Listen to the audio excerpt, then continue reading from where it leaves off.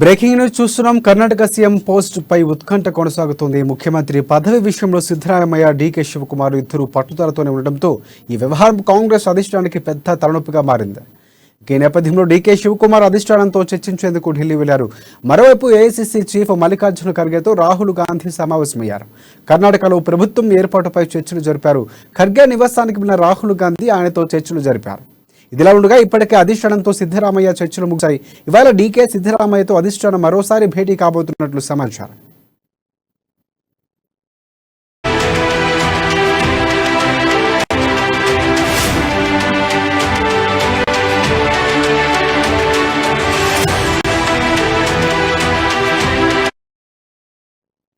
ఢిల్లీ వెళ్లే ముందు మీడియాతో మాట్లాడిన డీకే శివకుమార్ పలు కీలక వ్యాఖ్యలు చేశారు.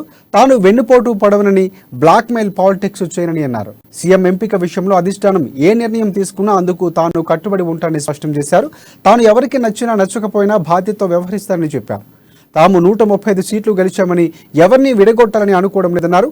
వచ్చే పార్లమెంట్ ఎన్నికల్లో కర్ణాటకలో కాంగ్రెస్కు 20 సీట్లు తేవడమే తమ ముందున్న సవాలని స్పష్టం చేశారు.